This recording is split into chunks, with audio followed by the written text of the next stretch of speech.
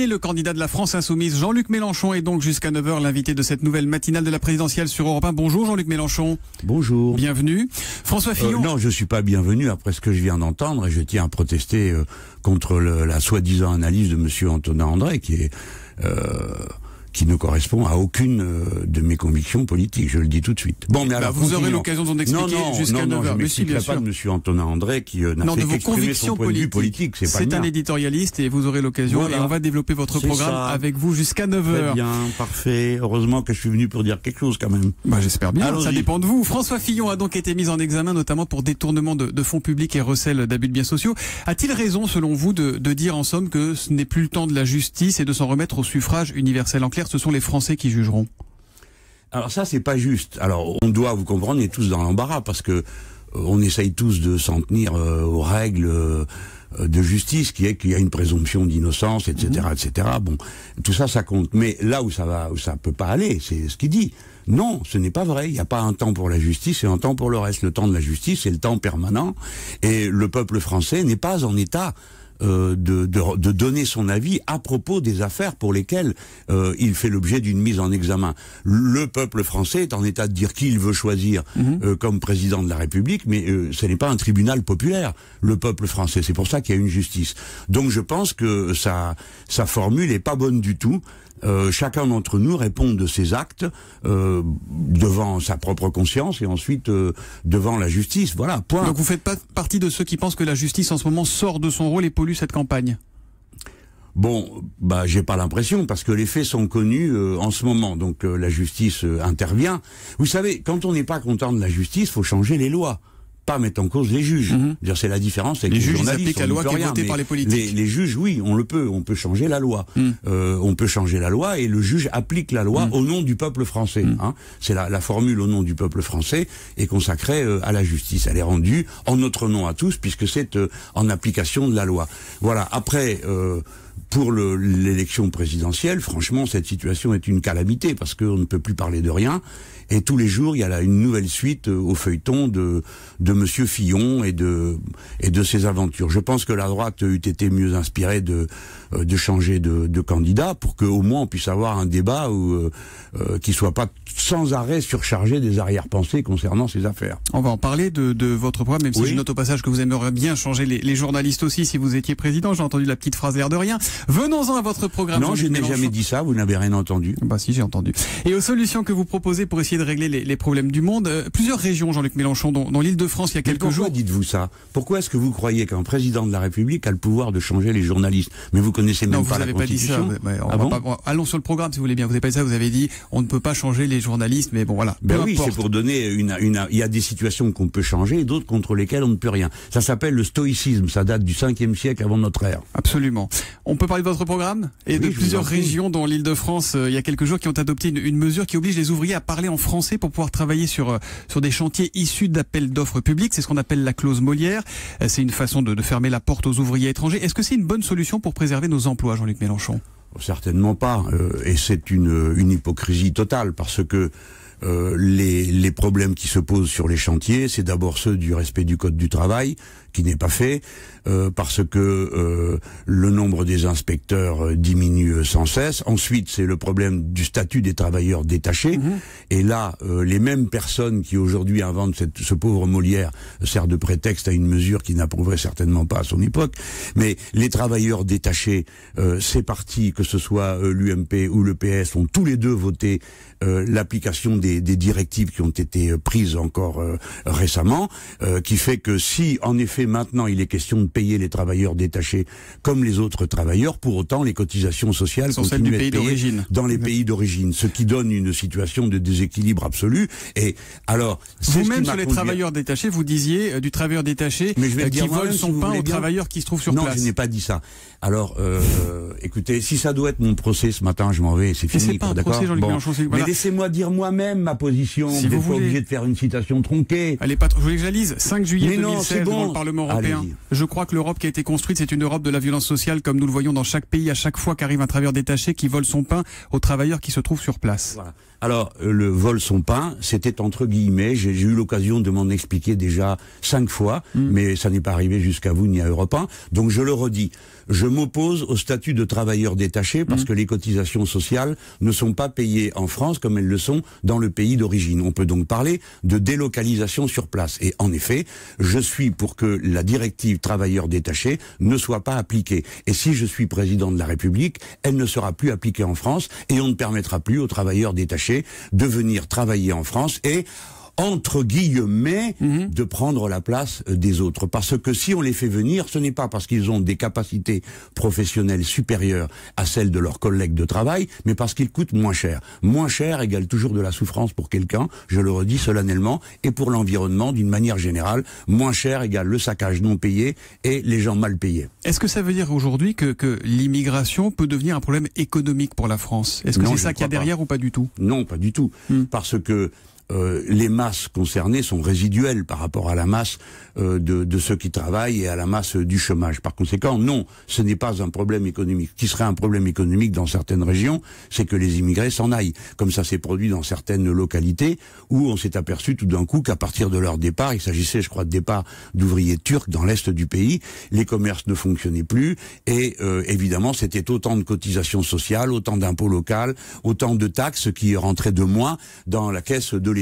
Et on doit dire cette réalité qui est très déplaisante à entendre pour certains, c'est que aujourd'hui, d'une manière générale, les personnes enregistrées comme immigrés rapportent plus qu'elles ne coûtent à la société, ce qui n'est pas non plus forcément très juste, vous en conviendrez, c'est-à-dire qu'elles cotisent plus qu'elles ne reçoivent, qu'elles payent plus d'impôts qu'elles ne bénéficient de services publics, tout ça a été évalué par la comptabilité publique et pas par moi, bien sûr. En tout cas, revenons sur cette directive, donc vous dites que vous ne l'appliqueriez pas, ça pose aussi la question de votre rapport à l'Union européenne. Votre position sur l'Europe, on peut la résumer en une phrase, si vous me le permettez, c'est une phrase que vous avez prononcée vous, l'Europe, on l'aime ou on la quitte. En gros, soit vous arrivez à la réorienter dans le sens que vous souhaitez, c'est ce que vous appelez le plan A, soit c'est le plan B, c'est-à-dire que si vous n'arrivez pas à convaincre Madame Merkel et les partenaires européens, c'est quoi le plan B? C'est le Frexit? Alors déjà, si vous me permettez, je veux pas être ennuyeux avec vous, mais je n'ai jamais dit on l'aime ou on la quitte. Ça, c'est Madame Le Pen qui parle comme ça, et à propos des immigrés, moi j'ai dit on la change. On la change ou on la quitte.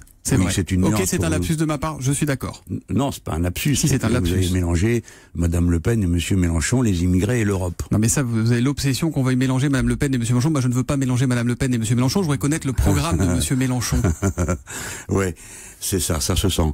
Alors, bon, venons sur gratuit, mais la question de... Mais je vous en prie, écoutez, supportez-moi, ou alors m'invitez pas. Mais vous êtes le bienvenu, je vous l'ai dit en arrivant.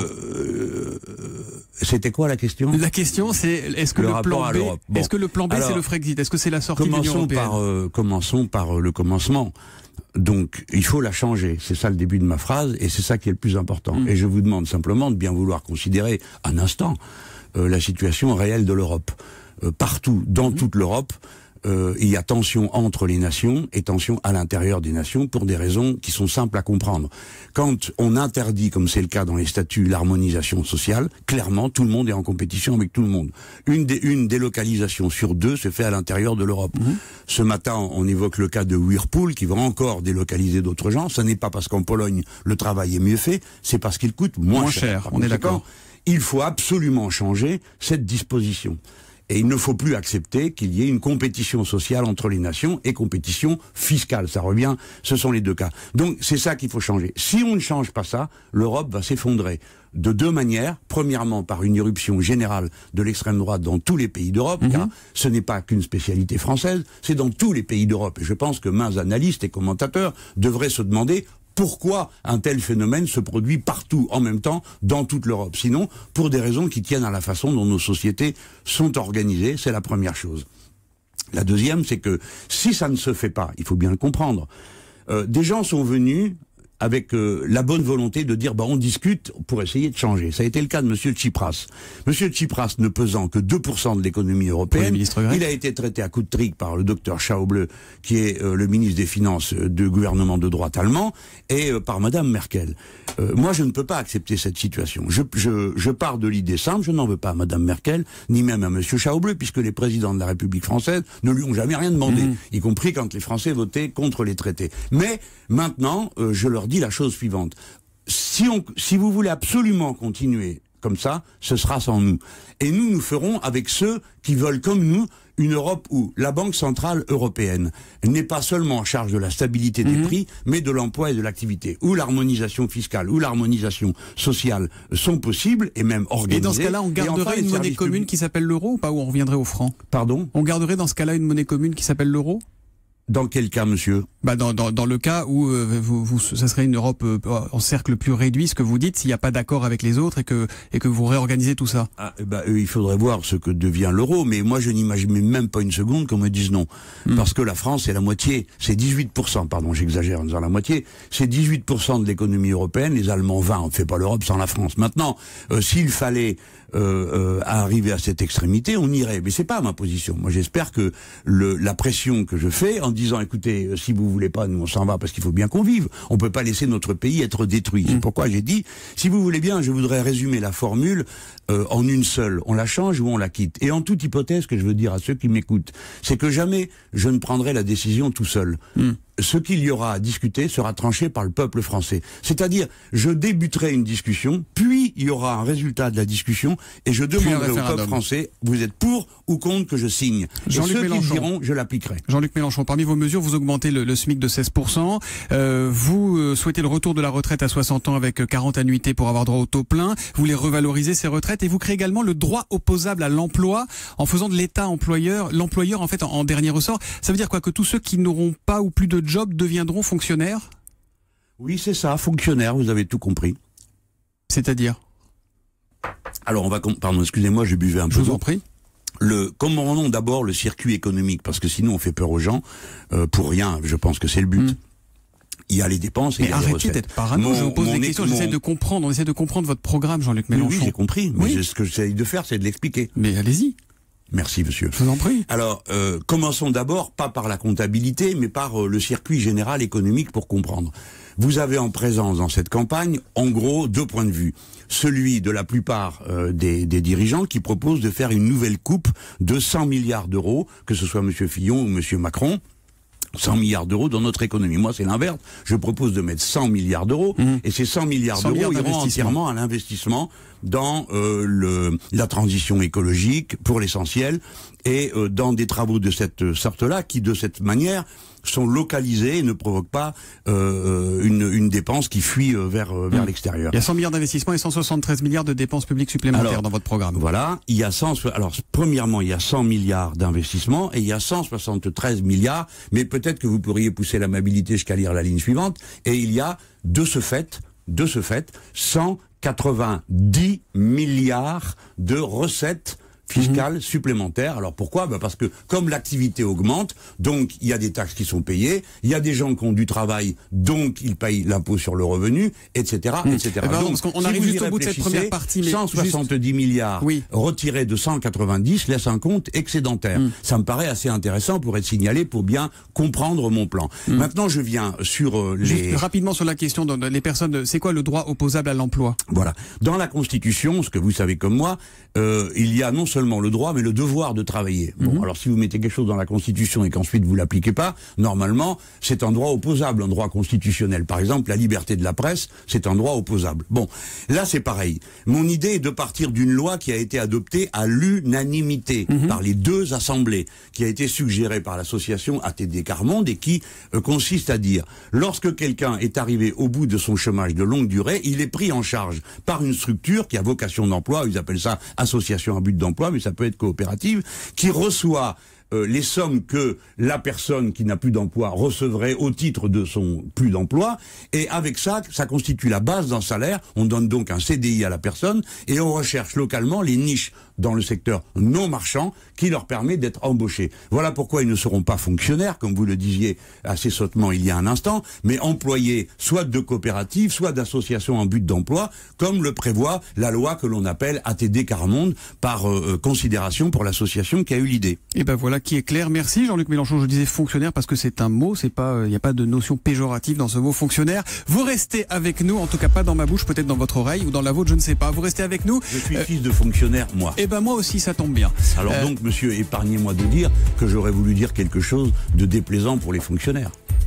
Mais écoutez, j'ai du mal à comprendre le sous-entendu. Vous restez avec nous, Jean-Luc Mélenchon. C'est pas la première fois ce matin que vous comprenez ce que vous avez envie de comprendre. Je ne suis qu'un journaliste limité, cher Jean-Luc Mélenchon. Vous restez avec nous. Tout à l'heure, c'est face à Fabien Amias que vous répondrez aux questions politiques. Et puis ce sera face à Natacha Polony. À tout de suite sur Europe 1. La matinale spéciale présidentielle qui se poursuit sur Europe 1 avec vous, Jean-Luc Mélenchon. À 9h, vous répondrez aux questions des auditeurs et des internautes dans la social room avec le hashtag élection 2017. Mais tout de suite, vous répondez aux questions de Fabien Amias. Bonjour Jean-Luc Mélenchon. Bonjour. Ou Jean-Luc Robespierre, je pourrais dire, parce que vous vous apprêtez à changer de République si vous êtes élu, et c'est un changement radical. Vous pourriez dire De Gaulle aussi, parce qu'il a changé de République. Oui, on aurait pu pratiquer tous ceux qui ont changé de République, mais voilà. Compte tenu de la radicalité du changement, Robespierre semblait être une comparaison historique, mais dont on peut après voir la réalité dans les changements que vous proposez. Vous appelez à une marche samedi pour défendre cette 6e République, une marche entre Bastille et République. Pour bien comprendre, si vous êtes élu président, vous installez une assemblée constituante, et donc dans la foulée, il y aura une nouvelle constitution, effectivement, comme en 58 avec De Gaulle. Oui. C'est-à-dire que au début de mandat, on convoque l'assemblée constituante. On élit ou on tire au sort, c'est une disposition qu'il faut mettre au point, où on panache les deux, et une assemblée est constituée. Elle va définir la nouvelle règle du jeu. Le pays en a besoin, d'abord parce qu'il a beaucoup changé depuis 1958, son peuple est plus éduqué, plus nombreux, enfin bref. Et puis parce que on voit que le système de la monarchie présidentielle, en période de règne de l'argent roi, la collusion des deux donne un résultat désastreux que tout le monde a dorénavant sous les yeux. L'Assemblée constituante... Ça veut dire que vous dénoncez la monarchie présidentielle. Pour comprendre à quoi ressemblerait votre République, ça veut dire qu'en fait il n'y aurait plus de président de la République dans la 6e République que vous défendez. Il y en aurait un sûrement, mais voilà, maintenant je viens sur le sujet lui-même. Donc premièrement, commençons par poser le tableau. D'un côté, il y a cette Assemblée constituante qui fait son travail, définit la règle du jeu, les gens y participent autant qu'ils peuvent, et puis en même temps, il y a l'Assemblée nationale qui sera élue là en juin prochain, qui elle applique le programme, qu'on s'entende bien. On n'attend pas les bras croisés à la porte de la constituante. Quand la constituante aura terminé son travail et donc définit une nouvelle constitution, c'est elle qui s'appliquera. Voilà. Ça c'est le cadre. Combien de temps vous donnez? Alors, une fois l'élection passée, combien de temps il faut pour qu'il y ait une nouvelle République? De Gaulle, que vous citiez plutôt que Robespierre, c'était quelques mois à peine. Vous donnez quelle échéance? Parce que la méthode n'était pas la même. Il a fait écrire un texte de constitution par un groupe dirigé par monsieur Michel Debré, et ensuite on a eu un référendum, oui ou non, à la constitution de la 5e République. Là, par définition, comme le mal est profond et qu'il faut l'éradiquer dans ses profondeurs, il faut que le peuple français tout entier s'implique. À mon avis, il y en a au moins pour 1 an, peut-être un peu plus. Faut qu'il y ait le temps de travailler sans avoir le couteau sous la gorge. Et puis ensuite, la Constitution s'applique. Alors après, quelle est-elle? C'est pour ça, monsieur Namias, que j'aurais un peu des difficultés à vous répondre, parce que je ne peux pas dire je suis contre la monarchie présidentielle, on convoque une constituante, et ensuite la Constitution, voilà ce qu'il y aura dedans, c'est moi Mélenchon qui l'ai décidé. Mais simplement quand même pour comprendre, Jean-Luc Mélenchon, si vous êtes élu président de la République, oui. vous voulez en finir avec la monarchie présidentielle, mais vous resterez président quand même, ou là vous nous dites votez pour moi et puis après je m'en vais? Je serais pas aussi stupide, mais dans un premier temps, je suis élu et j'exerce les pouvoirs du cadre. Je suis un légaliste, moi, donc j'exerce le pouvoir dans le cadre qui est celui de la Constitution que les Français ont choisi. Parce que je rappelle quand même que cette Constitution, elle a été choisie, il y a eu un vote, il y a bien longtemps, mais il y a eu un vote. Dans ces conditions, c'est cette Constitution qui s'appliquera jusqu'à ce que la nouvelle entre en ligne de compte. Mais la nouvelle aura des caractéristiques, pardon, monsieur Namias, qui me paraît au moins celles pour lesquelles moi je plaiderais. Peut-être que cette Assemblée ne retiendra pas, mais en particulier, je plaiderais pour qu'il y ait un droit de révocation des élus en cours de mandat, de manière à ce que lorsqu'il se crée des situations qui sont considérées comme insupportables, les gens puissent demander à ce qu'il y ait un référendum pour remettre en cause le mandat de l'élu, qu'il soit conseiller général ou même qu'il soit président de la République. Ce pouvoir de révocation existe dans, je crois, 2 États nord-américains et dans 2 ou 3 États de l'Amérique du Sud. Donc on sait le faire fonctionner. Et j'ai même vu que vous souhaitiez toujours, là ce sont vos vœux pour ces institutions, supprimer la Cour de justice de la République, c'est celle qui est en charge de juger les élus dans l'exercice de leurs fonctions. Ça veut dire également que dans votre esprit, vous en finiriez avec les immunités quelles qu'elles soient, l'immunité présidentielle, l'immunité parlementaire dont on parle beaucoup, et vous avez parlé encore tout à l'heure avec Thomas à propos de la mise en examen de François Fillon. Ça vient sur les droits individuels. Il est clair que la responsabilité politique, c'est de la politique et c'est l'électeur qui tranche, mais la responsabilité judiciaire, non, c'est la loi et elle doit être appliquée à tout le monde de la même manière. Donc moi j'ai toujours été contre les tribunaux d'exception. Bien. Ceci posé, vous venez sur la question de l'immunité parlementaire, c'est aussi vieux que la République. Il y a des protections pour garantir la liberté d'expression des parlementaires, mais il ne faut pas que ça soit détourné et se transformer en une espèce d'immunité contre toute forme de délit. Mais puisque vous venez sur les droits individuels, permettez-moi de dire qu'il y en a de plus importants et de plus urgents. À l'instant, on vient d'évoquer la question du gaz, de l'électricité, de l'eau. Moi, je pense que le droit de... vous ne pouvez pas vivre sans eau, monsieur Namias, pour prendre cet exemple. C'est la raison pour laquelle les droits individuels, dans cette nouvelle constitution, doivent être défendus. Ça veut dire que les premiers mètres cubes d'eau, les premiers kilowattheures et les premiers mètres cubes de gaz, pas mètres cubes, j'exagère, mais le besoin quotidien minimum doit être garanti à chaque Français parce qu'il ne saurait vivre sans... Constitutionnaliser, je l'ai vu aussi, de nouveaux droits, c'est-à-dire les faire passer à une valeur supérieure à celle de la loi. Tiens, je lisais dans votre programme résumé dans votre livre L'avenir en commun, dans ces nouveaux droits que vous souhaitez inscrire dans la Constitution, il y a aussi parmi ces droits, le droit à l'avortement, parce que vous pensez qu'aujourd'hui c'est un droit tellement menacé qu'il mérite d'être dans la loi fondamentale? Alors oui, et ce sont des questions nouvelles, elles n'existaient pas à la fin des années 50, elles ne se présentaient pas comme ça. Maintenant, chacun considère, enfin je crois que beaucoup de gens considèrent, que le droit de disposer de soi et de son corps est un droit fondamental. Ça ne veut pas dire le droit à l'avortement ne signifie pas qu'on est pour l'avortement. Vous comprenez que ça peut heurter certaines convictions religieuses qui s'accommodent de la loi, mais qui pourraient être blessées, que la loi suprême de la République le constitutionnalise. La loi suprême de la République n'institutionnaliserait pas l'avortement, mais le droit à l'avortement. Et l'on peut parfaitement être contre l'avortement, ne jamais se l'appliquer à soi-même, ne jamais le recommander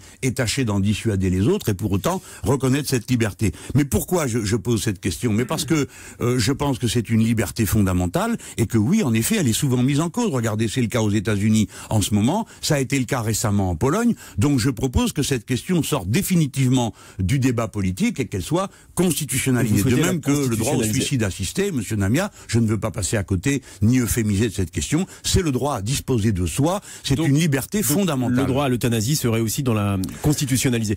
Pour votre République, le évidemment, droit au suicide assisté. Et c'est l'une de vos marques de fabrique, vous défendez une République laïque, vous l'écrivez dans votre programme, refusez tout financement public pour la construction des édifices religieux. Est-ce à dire que vous permettez, par construction, à des fonds étrangers de participer, par exemple, au financement des mosquées? C'est le cas aujourd'hui. Certains estiment que cela pose problème parce qu'on ne contrôle pas les fonds qui construisent les mosquées. C'est de l'ordre de 20% en France. Vous permettez ça en creux si vous n'allouez pas à l'État le droit d'autoriser. Ce que je permets en creux, voyons ce que j'interdis. Je ne suis pas d'accord pour que la loi de séparation de l'Église et de l'État connaisse des exceptions dans notre pays. En particulier, le concordat sera abrogé. Ce n'est pas le droit social local, car à l'inverse, le droit social local donnant droit à une sécurité sociale à 100%, qui est le cas de l'Alsace-Moselle, sera appliqué à tout le pays. Je prends l'exemple de l'Alsace-Moselle, mais j'aurais pu prendre celui de la Guyane ou d'autres territoires français où la séparation de l'Église et de l'État est toujours pas faite. Maintenant, je viens au financement. J'admire l'hypocrisie, pas la vôtre, mais d'une manière générale qui entoure cette question. L'argent privé doit servir à construire les bâtiments privés. Après, qui donne cet argent? Je vois que ça pose moins de problèmes quand c'est de l'argent des Qataris et des Saoudiens pour différentes entreprises, y compris des entreprises guerrières.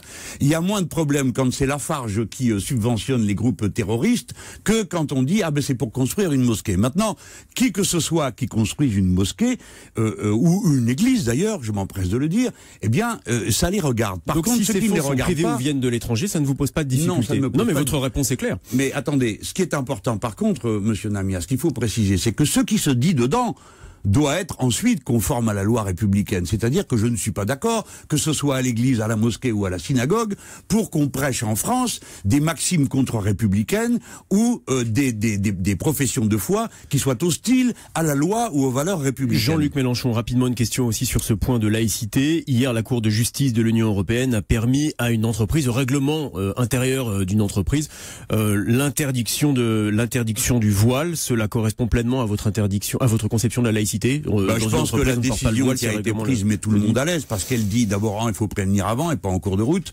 et il faut que ça corresponde à des nécessités liées au travail. À partir de là, il me semble que c'est une position qui est raisonnable. Maintenant, je ne veux pas non plus qu'on fasse de moi quelqu'un qui voudrait mettre dans la loi toutes ses convictions personnelles. Par exemple, je suis hostile au voile, mais je ne suis pas pour l'interdire dans la rue, par exemple, parce que ça, c'est ma conviction personnelle. Je peux aller dire à quelqu'un, écoutez, je ne suis pas d'accord avec le voile parce que je suis féministe, parce que ceci, parce que cela, ou parce que je pense que la religion n'a pas à se mêler du corps, des cheveux et des poils des hommes et des femmes, mais c'est une conviction personnelle que je ne prétends pas imposer aux autres. Par contre, dans le service public, oui, à la neutralité, et au travail, il pourrait apparaître que la pratique de la religion, pas seulement l'islam, parce que moi, j'en ai un peu marre qu'on me montre toujours du doigt l'islam en faisant comme si les autres n'étaient pas concernés. La pratique de la religion au travail est un problème, en effet. Alors bon, on a trouvé une solution raisonnable. Je suis sûr que les croyants pensent comme moi.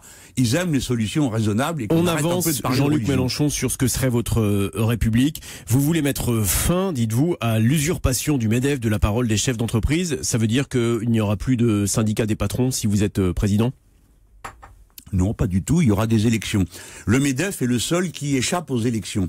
Et il a droit à une représentativité comme ça, parce que c'est lui, et qui lui donne des droits qu'il n'a pas en réalité, compte tenu de sa réelle représentativité. Donc vous sucrez le MEDEF, mais vous laissez place à un autre syndicat, quoi. Non, pas du tout, monsieur. Je n'ai pas l'intention de décider de l'organisation syndicale du patronat. Je dis que les syndicats patronaux, tous, doivent passer devant les électeurs pour qu'on sache. Et je vais vous donner un point d'application très concret.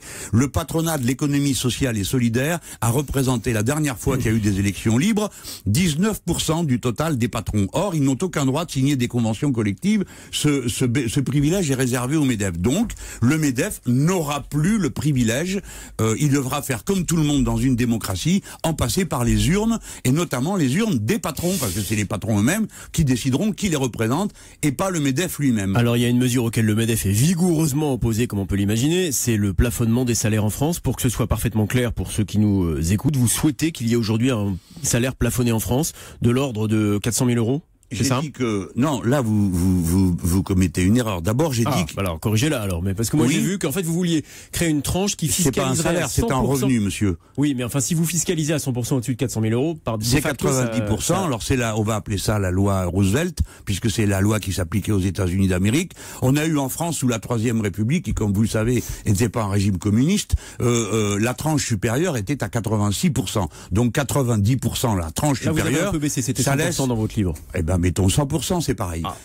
Non, parce que c'est confiscatoire et ça pourrait être retoqué par le Conseil constitutionnel. Mais c'est bien pourquoi je vous parle de 90%. Eh ben oui, parce vous avez consulté des constitutionnalistes. Que 100%, c'était confiscatoire et c'était une formule qui en fait recoupait les 90%. Je voudrais que ceux qui m'entendent comprennent bien que au-dessus de 400 000, je prends tout, quoi. C'est Georges Marchais réactualisé, quoi. Non, pas tout à fait, si vous voulez bien. Mais je n'ai pas envie de répondre de la politique de Georges Marchais. Je n'ai jamais été membre du Parti communiste français, moi.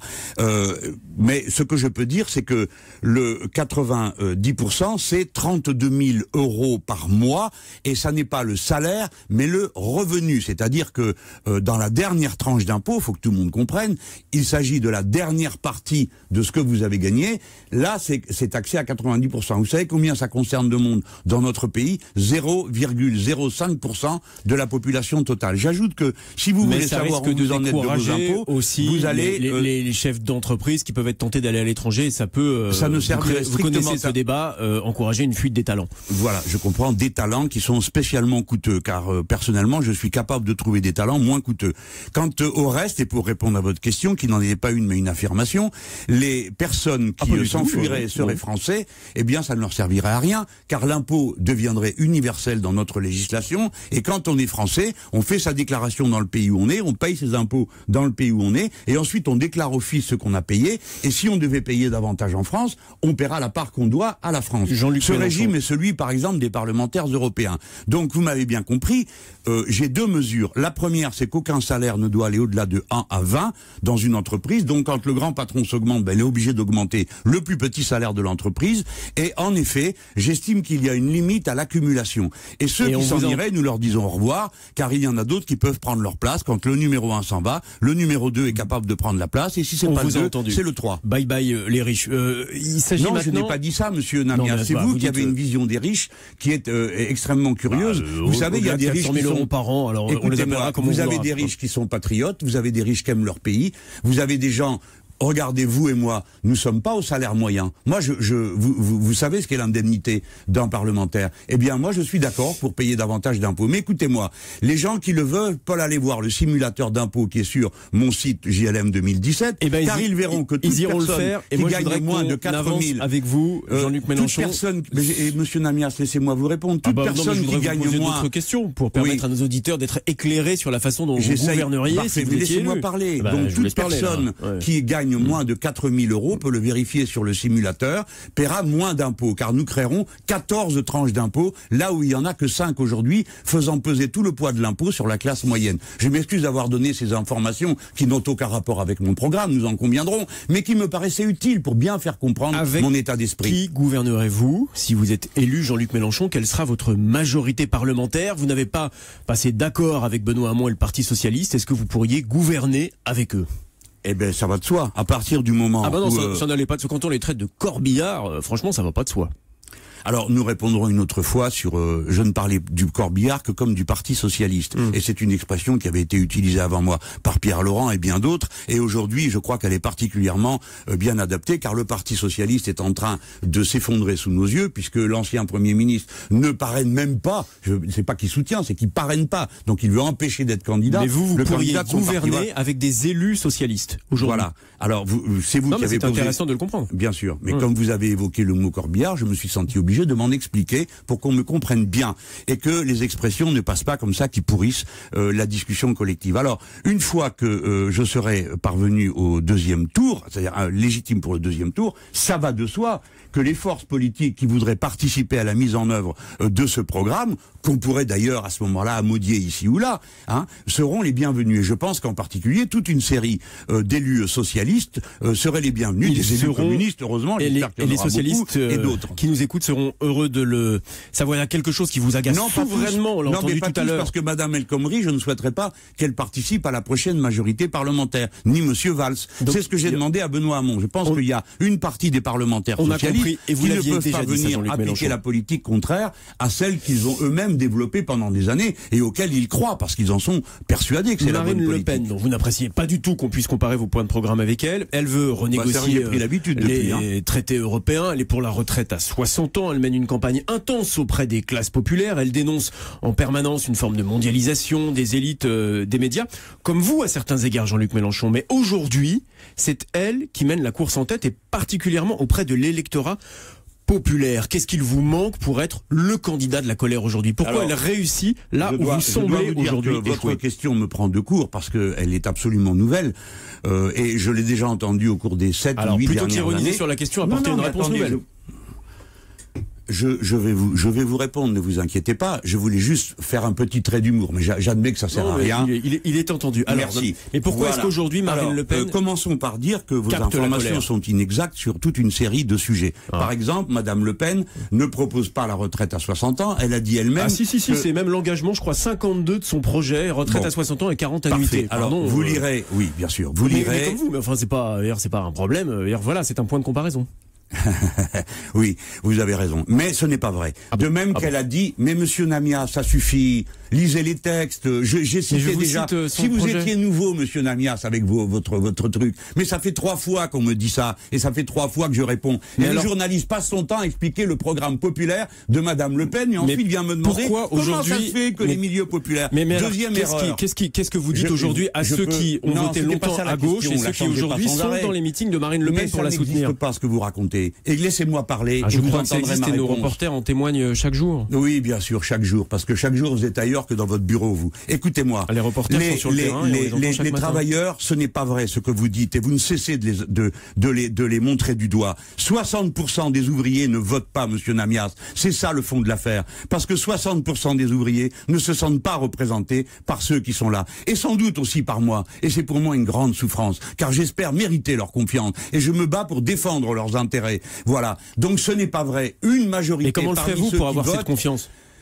D'abord, commençons par régler les problèmes que vous avez mis sur la table. Ce n'est pas vrai que la classe ouvrière vote pour l'extrême droite. Ce n'est pas vrai. 60% ne votent pas parce qu'ils sont écœurés par un système politique et médiatique qui les révulse. Voilà la vérité. Maintenant, deuxième, comment je fais? Je suis un démocrate, monsieur Namias. Je n'ai rien d'autre que ma pauvre parole pour défendre mes idées. Rien d'autre que mes livres. Rien d'autre que mes propositions. Et que l'appel à voter avec moi. Je n'ai rien d'autre. Et le 18 mars, je n'ai rien d'autre que la masse qui sera dans la rue pour dire la 6e République, parce que je suis un démocrate, un républicain. Je crois à l'échange et à la conviction. Voilà à quoi je crois. Et je n'obligerai jamais personne à penser autrement que comme il veut penser. Et si il y a aujourd'hui des gens qui votent Front National, eh ben il va falloir que vous y fassiez, car ce sont vos enfants. Merci beaucoup Fabien Namias. Jean-Luc Mélenchon, vous restez avec nous dans un instant. Vous répondrez aux questions de Natacha Polony. À tout de suite. Europe 8h33. Cette victoire est possible. Elle est là, à portée de main. Les amis, vous avez devant vous un combattant. Europe 1, matinale spéciale présidentielle. Tiens chérie, toi qui parles toujours d'éco-gestes, de moins gaspiller l'énergie, regarde, en moyenne 20% d'économie de chauffage avec Ista. Ista? Oui, Ista installe des petits boîtiers sur nos radiateurs et on paye juste ce que l'on consomme. Pour notre immeuble, on vote cette année? Ah oui, Ista. J'ai vu que le syndic avait transmis le devis pour l'Assemblée Générale. Bon, regarde, tout est sur ista.fr, ISTA.fr. Et moi, je vais voir quoi faire de toutes ces économies. Baguette à l'ancienne, cherche le fromage de caractère ayant le goût de la tradition. Justement, chez Grand Frais, le maroilles fermier AOP est à 13,90 € le kilo seulement. Le meilleur marché, C'est Grand Frais. Jusqu'au 18 mars, fabriqué dans le Nord au lait cru de vache. Pour votre santé, limitez les aliments gras, salés, sucrés. Privilège, non masculin, droit exclusif accordé à une personne. Eh bien, quand il s'agit d'un engagement Shiva, ménage et repassage à domicile, un privilège client, c'est exactement cela. C'est pouvoir à tout moment changer d'employé de maison ou redimensionner vos prestations. C'est vous donner accès à des services exceptionnels comme le grand nettoyage, les grandes occasions. Quelque part, c'est un peu tout faire pour vous rendre heureux. Shiva, ménage et repassage à domicile, vous allez adorer rentrer chez vous. Retrouvez tous nos engagements sur shiva.fr. Quelle est votre voiture idéale? Pour moi, ce serait une voiture avec une caméra de recul, ou plutôt 2, c'est plus sûr. 3? Ça c'est trop, 3. Jusqu'au 31 mars, c'est le moment d'en demander plus à Toyota. Yaris France suréquipé est à partir de 119 € par mois, entretien inclus. Portes ouvertes ce week-end selon autorisation. Toyota. Offre particulier pour Yaris France 69 VVTi 3 portes en location longue durée 37 mois, 30 000 km, premier loyer 1950 €, sous réserve d'acceptation par Toyota France Financement, voir toyota.fr. Gère tout dans la maison. Gère tout ce que je veux. Jouer, raconter des histoires, faire des câlins. Pour garder le meilleur avec vos enfants, confiez la sortie de l'école, le goûter, le bain, les devoirs à des professionnels de la petite enfance. Des experts formés à la sécurité et à l'éveil des petits. Ces experts, vous les trouverez sur o2.fr. Et moi je vois la vie en mieux. Europe 1, matinale spéciale présidentielle. Je suis un patriote qui aime son pays. Nous avons fait un rêve, ensemble. À suivre sur tous les réseaux sociaux et en vidéo sur europe1.fr. Europe 1, 8h36. Et place à Natacha Polony face à Jean-Luc Mélenchon sur Europe 1 ce matin. Bonjour Thomas, bonjour Natacha. Julie, bonjour monsieur Mélenchon et bonjour à tous. Alors ce matin, j'aurais pu vous parler de cet article des Échos qui nous annonce la mort des hypermarchés. Enfin une bonne nouvelle, je me suis dit, on va cesser d'écraser les producteurs, de transformer les centres-villes en déserts commerciaux, d'inciter les consommateurs à acheter moins cher des produits industriels qui leur évitent la fatigue, d'éplucher une carotte. Sauf qu'en fait, non. C'est Amazon qui tue les hypermarchés. Donc, ils gardent l'alimentaire, ils transforment leur surface bétonnée en galerie marchande. Alors, je vais plutôt vous parler de cet article du Canard enchaîné. Les producteurs de bananes des Antilles se sont fait taper sur les doigts parce qu'ils essayaient d'expliquer dans une publicité que leurs bananes en agriculture conventionnelle sont meilleures que les bananes bio sud-américaines. Le bio en République dominicaine autorise 14 substances chimiques interdites sur les bananes classiques européennes, dont un dérivé du pétrole épandu par avion. Du coup, la République dominicaine est premier exportateur mondial de bananes bio, payées au prix fort, et ça marche. Pourquoi ? Eh bien parce que l'Union européenne défend le principe d'équivalence. Au nom de la libre concurrence, les pays hors Union européenne ont le droit de nous envoyer leurs produits labellisés bio, même si leurs critères du bio n'ont rien à voir avec les nôtres. Et l'Allemagne, premier importateur de bio en Europe, y tient beaucoup. Alors Jean-Luc Mélenchon, on a des sols empoisonnés, on a des paysans qui meurent, on a des villages désertifiés, et comme idéal de vie, la sortie au centre commercial le samedi. Et tout ça, c'est au nom de la liberté du consommateur. Vous, Jean-Luc Mélenchon, vous prétendez que vous avez une prise là-dessus, tout en préservant la liberté de choix individuel ? Oui, parce qu'on n'est pas obligé de choisir entre des cochonneries. On peut aussi choisir entre des choses qui sont saines. D'abord, je commence par cette histoire de banane. Vous avez mis le doigt sur le cœur des absurdités du système du libre-échange auquel je suis opposé. Vous savez, il y a plusieurs doctrines en matière économique. Personnellement, je ne crois pas à la valeur du libre-échange. Je pense que ça a toujours ruiné tout le monde. Ce qui valait le principe du libre-échange commercial, c'est un principe qui date du XVIIIe siècle. Alors à l'époque, on peut comprendre, mais aujourd'hui, il n'y a aucune différence de production entre un composant électronique en France et en Chine, sinon la différence de prix. Donc le libre-échange ne donne un avantage comparatif qu'à ce qu'on appelle le moins cher. Et moins cher, c'est toujours de la souffrance. Vous venez de le dire, pour le cas de la banane colombienne, le moins cher, c'est des gens traités d'une manière ignoble et des produits dégoûtants. Donc moi je suis pour qu'il y ait des barrières, il y ait ce que j'ai appelé le protectionnisme solidaire, c'est-à-dire protectionnisme, oui, social et environnemental, c'est-à-dire que les bananes de la Colombie n'ont rien à faire sur le marché français, le marché européen. Sauf qu'on va vous répondre qu'il y a des gens qui n'ont pas de quoi se payer, de quoi bien manger. On va vous répondre aussi que nous avons en France une grande distribution. Comment on fait pour que les producteurs ne soient pas écrasés par cette grande distribution et pour que les gens puissent manger correctement sans se ruiner? Déjà, la réponse à si les gens n'ont pas de quoi payer, elle est pertinente. Parce que, en toute hypothèse, une agriculture bio donnera des produits un petit peu plus chers parce qu'il faut plus de main-d'œuvre pour ne pas maltraiter la terre et traiter bien et correctement les produits. Par conséquent, la réponse à ils n'ont pas les moyens, c'est donnons-les leur, augmentons les salaires. Et ça, c'est le premier élément. Le deuxième élément, c'est la réorganisation de l'agriculture française. On en finit avec le modèle tout pour l'export et avec ces immensités plantées dans les conditions désastreuses que l'on connaît et arrosées de pesticides ou semé de produits OGM, et à la place, on met l'agriculture à circuit court, qui est une agriculture qui, dans la durée, disons sur 3-4 ans, fait apparaître qu'elle est plus productive, donc à la fin, à l'unité moins chère et de meilleure qualité que les produits de l'agriculture chimique intensive. Voilà la réponse concrète que je fais à cette affaire. Et pour créer le marché, parce qu'il suffit pas de dire il y a qu'à Faucon, on pourrait se donner des étapes. La première étape, ça serait par exemple 100% bio dans toutes les cantines, au moins les cantines scolaires, qui en plus, à mon avis, devraient être gratuites. Pourquoi? Parce que nos enfants doivent manger le mieux, vu que ce qu'on est en train de leur faire, c'est de leur transmettre des maladies et des malformations du fait de l'utilisation massive des pesticides dans les produits qu'ils absorbent. Merci beaucoup Natacha Polony. Puisqu'on parle de la presse, Jean-Luc Mélenchon, vous avez sans doute vu la une de Libération ce matin, Diesel, le rapport qui accuse Renault. Vous êtes très attaché à la défense de l'environnement. On est sans doute peut-être face à un Renault Gate qui ne semble de rien avoir à envier à Volkswagen. On parle de 900 000 moteurs truqués. L'État détient quasiment 20% de Renault. Si vous étiez président, vous feriez quoi ? Eh bien, d'abord, je commencerai par dire que les administrateurs de l'État qui sont à Renault vont représenter le point de vue de l'État. Naturellement, l'État ne peut pas approuver l'idée qu'on viole la loi et les décisions des parlementaires. Par conséquent, Renault serait puni, je pense. Mais je punirai d'abord Lafarge, si vous voulez bien. Je punirai aussi Renault, ça va de soi. Mais Lafarge, parce qu'il a collaboré avec l'ennemi en finançant les groupes djihadistes qui se trouvent là-bas en Syrie. Et je pense que les entreprises doivent réapprendre l'idée qu'il y a une morale collective. Lafarge n'a pas à aller construire le mur de M. Trump. Non, mais la morale, ça compte aussi bien pour les boîtes. Non, autrefois, Lafarge était une boîte qui mettait ces questions-là au poste de commande. Ça la rendait pas plus sympathique à mes yeux. La différence, c'est que Renault, l'État est actionnaire de Renault. Est-ce que, par exemple, là, vous demanderiez au président de Renault, Carlos Ghosn, de quitter ses fonctions si le scandale est avéré ? Si le scandale est avéré, bon voilà, ça fait beaucoup de si. Moi, j'ai pas encore lu, je connais pas l'histoire, mais clairement, je ne peux pas approuver l'idée qu'un quelconque responsable décide sciemment, si c'est le cas, de violer la loi et de mentir au pays dans lequel la production se fait, où ces voitures sont utilisées. Non, mais qui accepterait une chose pareille? Alors, Monsieur Carlos Ghosn coûte très cher, c'est un patron qui coûte vraiment très cher. Peut-être qu'il y a des patrons qui coûtent moins cher et qui pourraient être aussi performants que lui. Ça m'a pas l'air si difficile que ça. Merci Jean-Luc Mélenchon. Dans un instant, c'est Nicolas Canteloup en direct et la revue de Presque. C'est presque de l'info, c'est la revue de Presque de Nicolas Canteloup. Et ils sont encore dans le studio, Fabien Amias et son invité. Canteloup qui viendra le 18 mars en tête de la marche pour la 6e République. Ça, c'est le vrai Jean-Luc Mélenchon. Ça, c'est moi, c'est pas Canteloup qui imite, c'est pas encore lui. Décidément, Canteloup a fait de gros progrès dans ses imitations.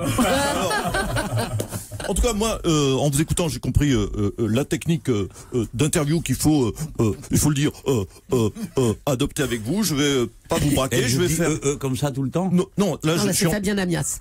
Ah d'accord, c'est Namias. Oui, d'accord. Oui, là, vous me alors vous me déstabilisez parce que je suis quand même un professionnel de l'interview. Me prendre pour Namias alors que pour Mélenchon, je fais Namias. Bon, bref. Alors, je ne vais pas vous braquer, je vais faire tout comme si vous étiez président. Donc, en tant que président, Jean-Luc Mélenchon, vous allez faire comme Robespierre.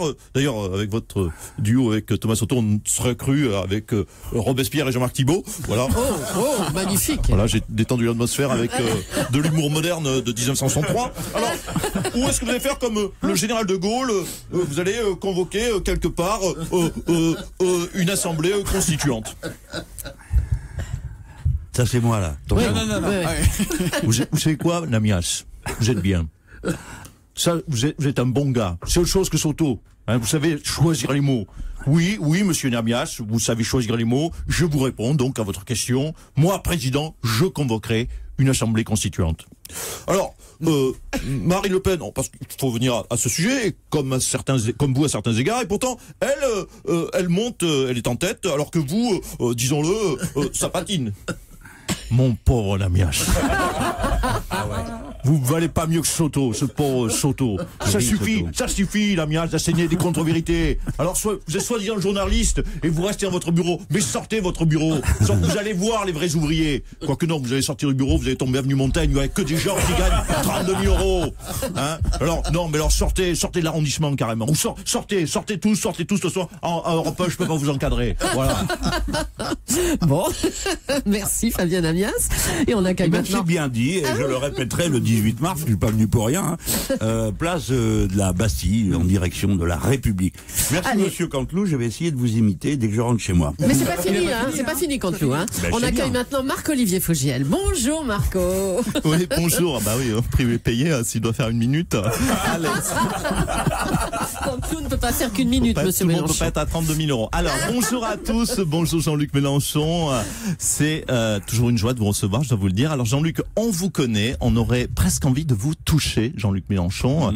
Pas pour la qualité du gilet, bien sûr. On voit bien qu'il n'est pas fait chez Arniz. Il doit faire moins de 3 000 euros. Non, c'est juste pour vérifier que c'est bien vous et pas votre hologramme. Ah, d'accord. Et oui, chers auditeurs, parce que si ça se trouve, il est dans son plumard, le vrai Jean-Luc Mélenchon. Il a envoyé le double. Alors, Jean-Luc Mélenchon a fait votre émission Le Divan sur France 3. Très bonne émission. Oui. On a apprécié Jean-Luc Mélenchon avec sur le divan, beaucoup d'émotions. Sur le divan, Jean-Luc a parlé de ses problèmes d'audition. Bon, il n'est pas le seul, d'ailleurs, candidat à avoir des problèmes d'audition. François Fillon, aujourd'hui, a des problèmes d'audition. Il n'entend pas le bruit des casseroles. Bah tiens, justement, on va dire un mot de l'actualité de François Fillon. Ah ben c'est un début de semaine assez tranquille pour lui, franchement, François Fillon. Quand même, il est mis en examen pour trafic d'influence, détournement de fonds publics, abus de biens sociaux. Oui, mais c'est ce que je dis, c'est très calme cette semaine pour lui. Hein. Et de toute façon, il s'en fout, l'abbé Fillon. Lui, il bénéficie de la présomption d'innocence et nous, on a la présomption qui s'en branle. Bon, allez, c'est bon.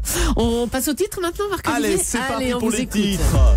Nos ancêtres, les Gaulois. Jean-Luc Mélenchon, qui est un bon dessinateur, adore les personnages d'Astérix, d'Obélix, d'Idéfix, d'Aparacoursix, d'Anne-Sophie Lapix. Ah non, pardon.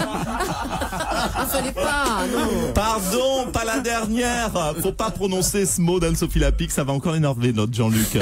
Non, alors qu'il était de bonne humeur ce matin. Ah oui, ah oui. On est bien tombé. Absolument. Bah ouais, très joli. Un jeu de mots. Risotto, mais c'est un jeu de mots. Ah non, c'est un jeu de mots apparemment. Allez, on continue. Enfant modèle. 2 enfants de François Fillon, vous le savez, Jean-Luc Mélenchon, ont réservé une partie de leur salaire d'assistant à leurs parents. Si chaque enfant, franchement, lui rapporte autant de pognon, c'est pas étonnant qu'il soit contre l'avortement, François Fillon. Oui, je s'abonner, donc c'est moins drôle. Non, allez. Tricherie nationaliste. Le patrimoine de Marine Le Pen serait sous-évalué. Sous-évalué ? Ouais, mais comme ce racisme en fait. Bah oui. C'est cohérent. Sondage. Et allez, on sera tous le 18 mars. Place de la Bastille, voilà, en direction de la République. Voilà, c'est qu'à la 4e pub. L'après-midi, hein. Ça va vous coûter plus de 32 000, hein. Allez, l'écart se resserre entre Macron et Fillon. 24 pour Macron, 20 pour Fillon. Et oui, les gens croient à nouveau en François Fillon. Il file un emploi fictif à sa femme, il la surpaye, il emploie ses gosses, qui lui reverse l'argent, il se fait offrir des montres à 16 000, des costumes à 50 000, il obtient des prêts sans intérêt, il est mis en examen et il monte dans les sondages. Allez François, encore un petit effort, braque une banque et tu passes dès le premier tour. Merci Marc-Olivier, à bientôt. Vous n'avez pas réussi à vous entendre avec lui, monsieur Mélenchon. Il vit une campagne difficile. Il est avec nous ce matin. On accueille maintenant Benoît Hamon. Bonjour Jean-Luc, bonjour à tous les camarades de l'avenue Montaigne. C'est vrai qu'ici on est un petit peu en rendez-vous inconnu avec Jean-Luc. En tout cas, ça fait chaud au cœur de voir autant de monde et combien ce studio 6, 7, quasiment le double de mes meetings. Alors, Manuel Valls ne vous parrainera pas, c'est un coup dur pour vous, hein. Vous allez réagir comment ? Écoutez, j'en prends note. Bertrand Delanoë, il a dit c'est non. Jean-Yves Le Drian, il dit même pas en rêve.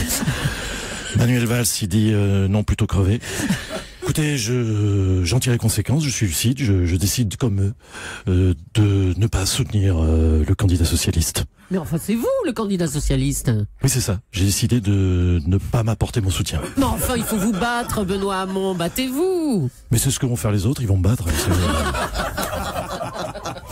C'est vrai que cet humour ferait rire Jean-Luc. Je suis lucide, Pardon, j'ai honte. C'est moi qui rigole, j'en ai les larmes aux yeux. Non, rassure-toi, Jean-Luc, c'est ton mon truc. Hein. Rassure-toi, c'est ton hologramme, tu peux assumer. De toute façon, je vais te dire, je sais que c'est mort. Je suis peut-être nul en campagne électorale, mais je suis bon en maths. À 13% d'intention de vote, je crois que ça passe pas, Julie. Votez Mélenchon. Plus Jean-Luc a l'air d'accord. Vous voyez que vous pouvez vous entendre, hein, finalement. Je crois qu'il doit être le 18 mars d'ailleurs. L'après-midi, hein. Je devrais pas rire comme ça, je vais le payer, mais bon, ça fait du bien un peu, quoi. Allez, on passe à Emmanuel Macron, qui ne veut pas de Ségolène Royal dans son gouvernement. Bonjour Emmanuel Macron. Bonjour. Alors, comment ça on ne veut pas de Madame Royal dans son équipe ? Mais ne déformez pas mes propos. Si, je veux bien de Madame Royal dans un cercle rapproché, mais le plus loin possible. Mais écoutez, il faut me comprendre, et Jean-Luc Mélenchon, qui est un candidat honorable, le comprendra. J'ai déjà Lynn Renault, Geneviève de Fontenay, maintenant Ségolène Royal. Comme disait Michel Rocard, le regretté, je ne peux pas accueillir toute la vieillesse du monde. Oh non, hein, pardon, oui, c'est maladroit, vous pensez que j'ai dérapé ? Pardon. Un petit peu, oui, on va vous laisser. Hein. Merci, monsieur Macron. François Fillon est une nouvelle fois dans la tourmente. Cette fois, monsieur Fillon, ce sont vos enfants qui vous ont rétrocédé leur salaire quand vous les embauchiez. J'aime ma femme, j'aime mes enfants, j'aime mes costumes, et surtout j'aime le pognon. Oui, bon, d'accord, mais votre fils a dit aux enquêteurs qu'il vous avait rendu cet argent pour rembourser l'argent de poche que vous lui donniez.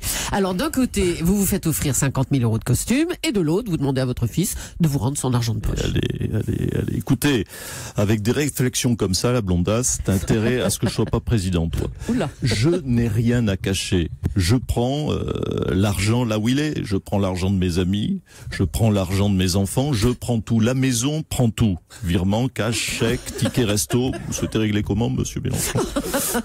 Alors, on a appris hier que vous aviez reçu en plus, en 2013, une montre de 16 000 € en cadeau.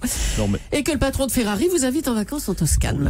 Madame Leclerc, j'aime les sous. C'est légal d'aimer les sous. J'aime les Ferrari, j'aime l'horlogerie de luxe, pas comme monsieur Soto, visiblement. Hein, avec sa montre orange, c'est une honte. Et le matin, je bois des smoothies au caviar. Est-ce que vous savez au moins qu'il faut 300 grammes de caviar pour faire un smoothie? Et encore un petit verre grand comme ça. Ça me coûte 600 € le petit déjeuner. Nous avons des frais. Ah oui, c'est cher, hein, le petit déj. Oui, mais c'est légal. Bon, d'accord. Merci, monsieur Fillon. On ne sait toujours pas qui est cet ami qui a offert 50 000 € de costume à François Fillon. Tout de suite, nous allons jouer avec Jean-Pierre Foucault.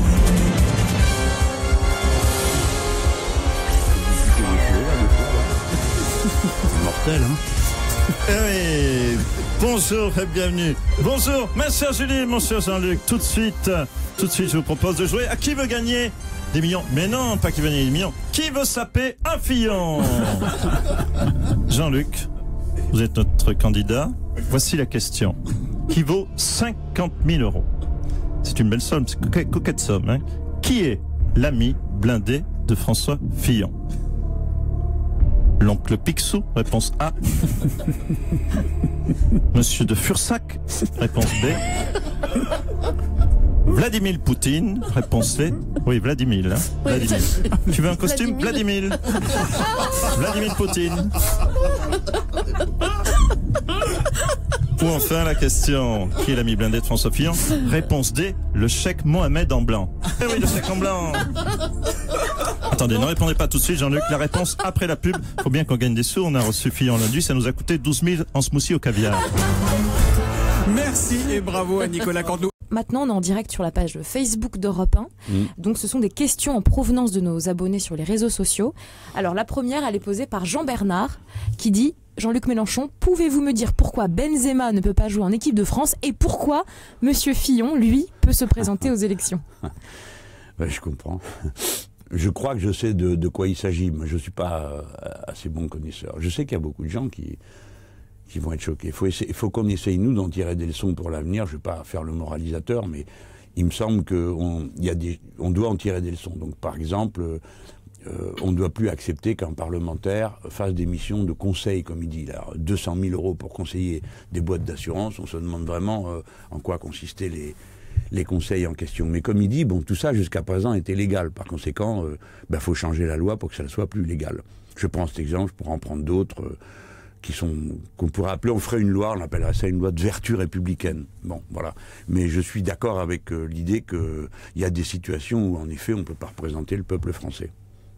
Alors, autre question, peut-être. Cette fois-ci, c'est Pierre. Il vous dit: vous êtes le candidat des libertés. Seriez-vous prêt à donner plus d'autonomie à la Corse?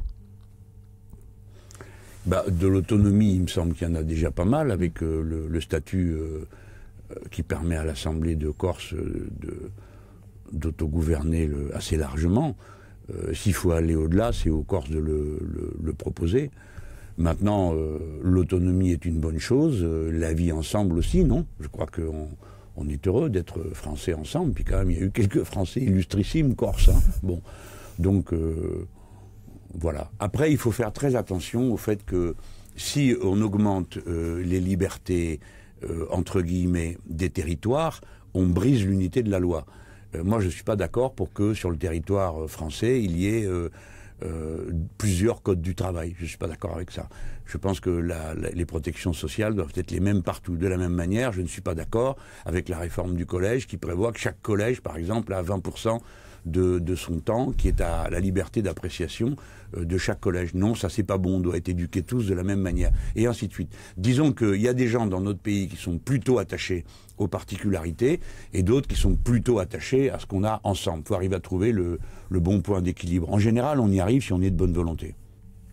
Mais la loi est une et indivisible. Très bien. Autre question, alors cette fois-ci, elle concerne les quartiers populaires. Vous étiez d'ailleurs très récemment à Marseille, dans les quartiers nord. Oui. C'est une question de Mélanie qui vous demande: quel est votre programme pour la réhabilitation des quartiers populaires et l'accès à la culture des plus démunis? Oui.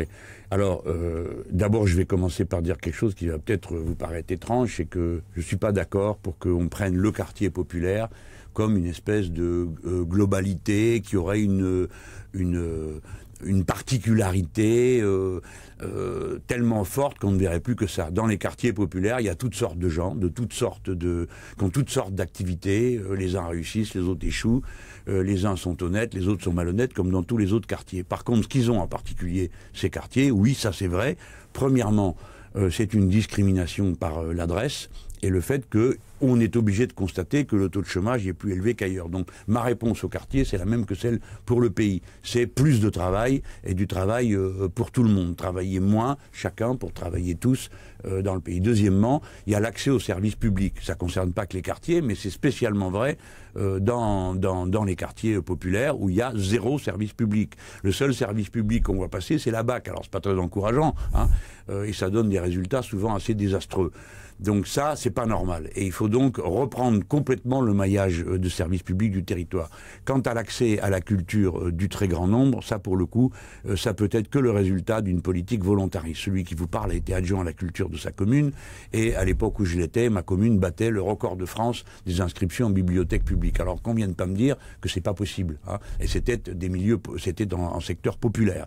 Donc oui, quand par exemple il y a la pratique culturelle à l'école, eh ben, je vous donne un exemple. Si dans toutes les classes du primaire, vous faites chaque année une présence de gens qui viennent jouer d'un instrument, montrer comment ça fonctionne.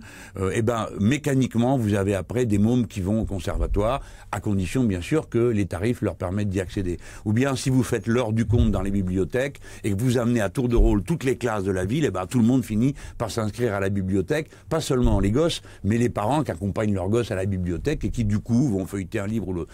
Et enfin, c'est le dernier élément, mais c'est peut-être le plus important, faut permettre aux gens qui créent et qui produisent, si j'ose dire, de la culture, de vivre dignement. Parce que si vous les condamnez à une vie d'enfer, ils finissent par lâcher prise.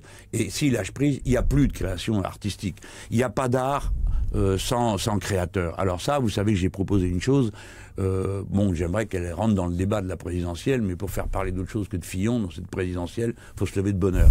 J'ai proposé qu'on finance une partie du régime de la sécurité sociale et notamment de la retraite des créateurs et des artistes en remettant des droits sur les œuvres qui tombent dans le domaine public. Bon, par exemple, l'œuvre de Victor Hugo, je prends l'exemple de Victor Hugo, elle est dans le domaine public, et ben je propose qu'on reprenne des droits dessus, et ça tomberait bien, parce que c'est Victor Hugo qui a proposé l'idée que je suis en train de vous proposer. Et vous voyez que comme il y a des œuvres d'art qu'on utilisera et auxquelles on voudra tous accéder un jour de notre vie, eh bien on permettra que ce fonds soit abondé, que les créateurs d'aujourd'hui soient en partie financés par les créateurs d'hier. C'est beau et c'est moral. D'ailleurs, je crois que vous avez des propositions aussi très concrètes sur les jeux vidéo. Vous êtes l'un des seuls candidats à d'ailleurs faire des propositions là-dessus. Oui, parce que les autres n'ont pas compris de quoi ils retournent. Ils pensent que c'est une activité, comme ils disent, de jeunes. Ils croient que c'est un truc pour les mômes. Alors oui, c'est pour les mômes, mais c'est pas que les mômes. La moyenne d'âge des consommateurs de jeux vidéo, on ferait mieux de dire de praticiens des jeux vidéo, c'est 35 ans. Hein. Donc ce sont des femmes et des hommes faits, qui savent très bien ce qu'ils font et qui ont un comportement de jeu. Alors c'est pas un comportement puéril, le comportement du jeu. Le jeu, c'est structurant de l'imagination humaine. On commence tous par jouer pour se construire en tant que personne. Bon, je dis tout ça, ça fait un peu sérieux, hein, mais c'est juste pour clouer le bec à ceux qui ont du mépris pour le jeu. On croirait que jouer, c'est perdre son temps. Ben, pas du tout. Jouer, pas à l'argent, hein, mais jouer avec des jeux vidéo, c'est gagner du temps parce que on peut s'enrichir humainement. Ensuite, le jeu vidéo, notamment le jeu 3D, est une expérience totale. Alors les gens racontent ce qu'ils veulent, mais c'est la technique du 21e siècle. Alors les autres, ils auront rien compris, une fois de plus, ils verront le train passer, mais c'est quand même là que ça va se passer. Et aujourd'hui, l'activité du jeu vidéo, c'est un budget mondial supérieur à celui du cinéma. Il se trouve qu'il y a les Français savent bien faire ça. J'ai visité l'école à Angoulême, ils me scotchent. Tellement ils sont forts, ils savent travailler ensemble, enfin ils savent même pas à quel point ils sont forts, c'est moi qui ai dû leur expliquer. Tellement leur technique, leur manière de travailler ensemble sont fantastiques. Puis je vois les gens qui participent à ma campagne, pardon de citer ça, mais le groupe qui fait Discord Insoumis, on peut dire aujourd'hui, c'est la partie la plus dynamique, la plus avancée de mon dispositif de campagne. Et pourtant je sais pas qui c'est, et ils sont juste convaincus. Peut-être que demain ils feront autre chose, j'espère pour eux, hein, que de la campagne électorale. Mais c'est pour dire, c'est dans la vie de maintenant. Tout passe par là. Et c'est un magique instrument de formation, de culture. Même les jeux que j'aime pas. Par exemple, celui sur la Révolution de 89, Assassin's Creed. Bon, j'aime pas ce jeu parce qu'à la fin, évidemment, c'est les révolutionnaires qui sont nuls. Mais il est d'une splendeur, il est d'un aboutissement technique absolument magique. Bref, moi je propose qu'il y ait un centre national du jeu vidéo comme il y a un centre national du cinéma. Et je vous garantis que si je suis élu, je mettrai le paquet pour que cette filière, elle existe en France, qu'elle se développe, que les gens n'aient pas besoin de partir et que leurs entreprises puissent se développer, et puis qu'il y a aussi un service public, peut-être, je ne sais pas, des coopératives, avant de penser au service public, mais et aussi le moyen de les financer à mesure que tout ça avancera. Peut-être qu'on mettra, je sais pas quoi, ou une taxe sur les manettes de jeux vidéo ou quelque chose comme ça, qui permettent d'abonder, de trouver des fonds pour que cette activité puisse se développer, que nous autres, les Français, on soit à l'avant-garde, comme on l'a été pour les fusées, pour les trains et pour toutes sortes de choses où on est toujours les meilleurs. D'ailleurs, je crois que vous vouliez aussi avoir votre propre jeu vidéo sur votre campagne. C'était une idée. Alors on m'en a annoncé un, puis maintenant il paraît qu'il y en a deux. Alors c'est des jeux en 2D, hein, c'est pas en 3D. Il y en a un qui est drôlement marrant d'après ce qu'on m'a raconté. Alors le personnage, c'est moi, Et alors, on capture en cours de route des ennemis. Alors, Monsieur Gattaz, Monsieur Fillon, on les secoue et ça fait tomber des euros. Et évidemment, plus on a d'euros, plus on a gagné. Puis il y a un autre jeu, alors c'est le jeu dans le sens inverse, qui est humoristique. Ça représente en gros, ils appellent ça l'émission politique. Alors ça, c'est une caricature de l'émission politique qui est un traquenard absolument incroyable. Donc chaque fois que je prends la parole, il faut me donner un coup de godasse sur la tête, ou il faut m'empêcher de parler en m'interrompant, comme dans une interview à l'émission politique. Et moins j'arrive à parler, plus je descends dans les sondages et plus le gars qui joue, la fille qui joue, marque 2 points. C'est drôle, évidemment, c'est fait pour se moquer de l'émission politique, pas de moi, hein, vous avez tout compris les gens. Hein. Autre question qui a complètement autre sujet, c'est Mohamed qui vous demande, Monsieur Mélenchon, que comptez-vous faire pour diminuer drastiquement les avantages des plus hauts fonctionnaires, tels que les députés, les sénateurs et les autres? C'est pas juste de parler comme ça, parce que d'abord, c'est pas des fonctionnaires. Ce sont des élus. Autrefois, alors que vous trouviez qu'ils soient trop payés, moi je n'en disconviens pas, j'ai signé un amendement au Parlement européen pour diminuer nos indemnités de 20%, je crois, ou 25%. Bon, on prend normalement, un parlementaire doit avoir une indemnité. Pourquoi? Parce que sinon, il n'y a que ceux qui ont de l'argent et qui ont un patrimoine et des rentes qui pourraient être élus. C'était le cas autrefois, hein, quand il n'y avait pas ces indemnités. Bon, il faudrait qu'on ait que l'indemnité soit officiellement et clairement indexée sur un salaire de la fonction publique. Je sais pas moi, un député gagne comme un instituteur qui serait en fin de carrière. Puis après, il faut mettre des limites qui s'appliqueraient à moi. Moi, j'ai été cumulard, j'ai cessé de l'être, mais j'ai beaucoup exercé de mandat dans le temps. Hein. Si je pouvais me sauver de celui-ci, je le ferais, mais malheureusement, il y a un accord politique qui me rend ça impossible. Mais par exemple, j'entends ça, c'est pas parce que moi je l'ai fait longtemps que je vais trouver ça génial pour tout le monde. Non, c'est pas une bonne idée. Bon, ça oui, mais après, moi les gens, je vous mets en garde aussi. Vous avez raison de critiquer, vous avez raison de vouloir contrôler ceux que vous élisez, mais perdez pas de vue qu'il y en a quand même qui en ramassent des centaines de fois plus et à qui personne pose de questions. Parce que qu'est-ce qui justifie les salaires des très grands patrons qui en un jour gagnent plusieurs décennies de SMIC d'une personne ordinaire et de leurs propres employés. Faites attention à pas transformer votre volonté de vigilance en haine anti-parlementaire et surtout qui protège ceux qui, eux, pour le coup, sont les maîtres du bal. Et enfin, peut-être dernière question. Gilbert vous demande, Monsieur Mélenchon, en cas de deuxième tour où seraient face à face Marine Le Pen et Monsieur Macron, pour qui appelleriez-vous à voter? Ça n'aura pas lieu. Et puis, d'une manière générale, j'ai décidé que je répondrai jamais à ce genre de questions parce qu'elles sont particulièrement, si vous voulez, démoralisantes pour ceux qui écoutent. Hein. Nous, on croit à la démocratie jusqu'à la dernière minute, on se bat pour nos idées, etc. Et puis vous avez un type qui se pointe avec son sondage à la noix, qui a fait ça dans son burlingue avec une petite, il a sa recette. Alors ils doivent avoir un poulpe ou une grenouille et il vous fabrique un résultat de sondage. Après on dit les sondages sont trompés tout le long, mais trop tard, le mal est fait. Et on vous aura organisé un monde qui n'existe pas. Voilà, moi je pense d'abord que ça ne sera pas ça le deuxième tour. Là je vous parle très sérieusement, je vous parle en homme, en responsable politique, a beaucoup vécu et beaucoup vu. Non, ce n'est pas ça qui se produira parce que les choses bougent beaucoup dans notre pays et à l'heure à laquelle on parle, la moitié des gens ne savent pas pour qui ils vont voter, ni même s'ils vont voter. Alors vous imaginez. Malgré les sondages, pour vous, ça... c'est pas un indicateur. Non, c'est une indication peut-être à un moment, j'en sais rien, je sais même pas si c'est vrai. Mais ce qui est sûr, c'est que les mêmes sondages nous disent que la moitié des Français ne savent pas s'ils vont voter et pour qui ils vont voter. Donc ça sera pas ça. Alors j'ai dit c'est démoralisant parce que ça transforme une élection ça devient les jeux des petits chevaux. On va pas se demander est-ce que Mélenchon a raison de vouloir 100% de remboursement par la sécurité sociale. On va dire bon alors lequel c'est qui a le plus de chances d'arriver au deuxième. Et alors les gens se retrouvent comme on dit on va voter pour le moindre mal. Hein, les gens, il faudrait vous rappeler que le moindre mal, c'est toujours le mal. Hein. Et ça, il faut quand même s'en imprégner profondément. Je vais vous dire, il y a quand même une chose qui se passe. C'est qu'à force de s'être foutu de la tête des gens avec le vote utile, vous n'aurez pas de vote utile. Les gens en ont plein le dos.